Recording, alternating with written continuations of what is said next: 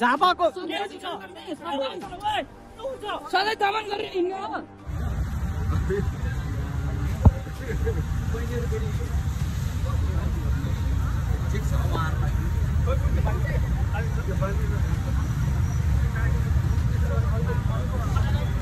अरूको अधिकारको हनन गर्ने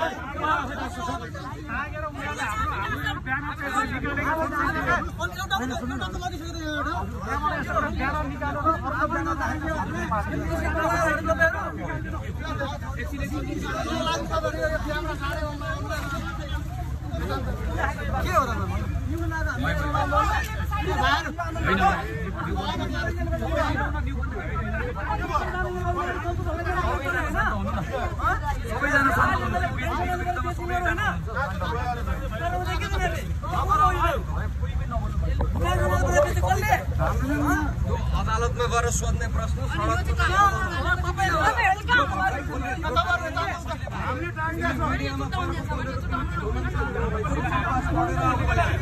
शोषण पढ, संविधान पढ, बलिदानको वचन हुँदैन। 17,000 मान्छे गरेर बनेका संविधान अस्तिसम्म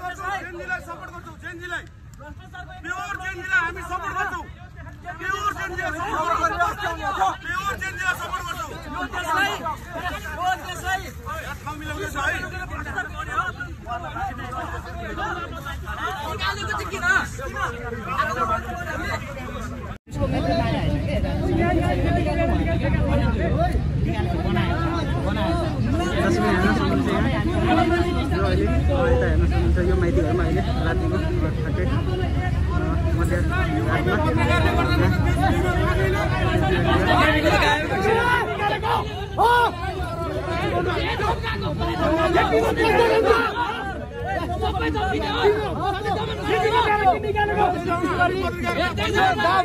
झापाको सधैँ दमन गरेर हिँड्ने हो। जनताको अगाडि दमन गरेर सधैँ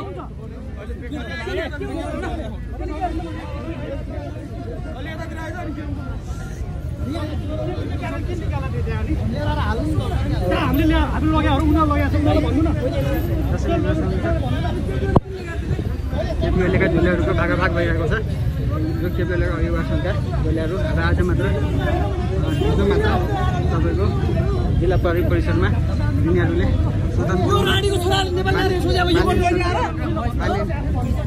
का विरुद्ध मुद्दा यही जिल्ला प्रहरी परिसर काठमाडौँमा गएको थियो हेर्न सक्नुहुन्छ। सडक साबरनीको सडक गर्दा होइन यी झोलियाले गर्दाखेरि भगाउने अवस्था सिर्जना हाम्रो के स्वार्थ थियो? भ्रष्टाचार नगर, शिक्षा र स्वास्थ्य रोजगार दियो भने हामीले केपीओले झोलेको छाउराहरू आएको थियो। केपीओले बिहान लिएर गयो यिनीहरूले लग्यो भने कहाँ लग्यो त यहाँ छैन छैन कि ल्याउनु भन्नु सिधै हामी पत्रिका बुझ्नु सिधै कुरा हेर्नुहोस् तपाईँ बिचमा बस्नु भएको छ यहाँ त हामीले देखेन त त्यो फाल्न पाइँदैछ, त्यो फाल्न पाइन्छ त, अरूको फाल्न पाइन्छ, त्यो किन फालेको होला? केपीएल त मेन हत्यारा हो नि यार। पर्सन्टेजको ठाउँमा केपीएलको बिहान चाहियो हामीलाई यहाँ छिटो। सब केपीएलका पुस्ताहरू आएर बसिरहेको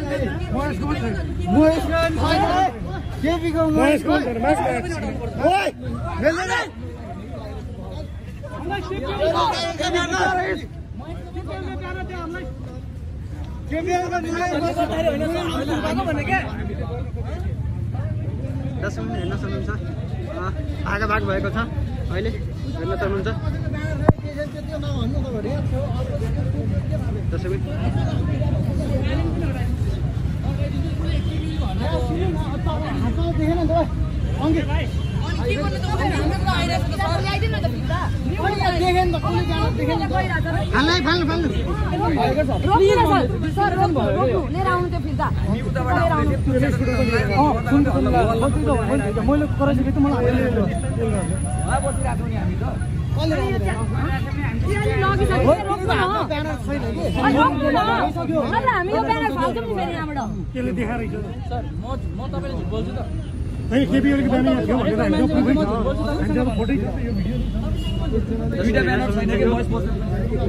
म महिला भ्रष्टाचारी राजु राणा देउवा, म भ्रष्टाचारी शेरबहादुर देउवा, म भ्रष्टाचारी पुष्प कमान्डर प्रचण्ड, म भ्रष्टाचारी धननाथ खनाल र म भ्रष्टाचारी माधव कुमार नेपाल, म नगर समाजकारी मन्त्री रमेश लेखक हेर्न सक्नुहुन्छ।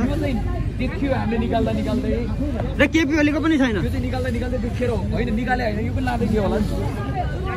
र अहिले भर्खरै यो टाँसेर गएको छ यो केपी ओलीका झोलेहरूले हेर्न सक्नुहुन्छ। केपी ओली यिनीहरूको छ मेन मान्छेको छैन भनेर यो कसरी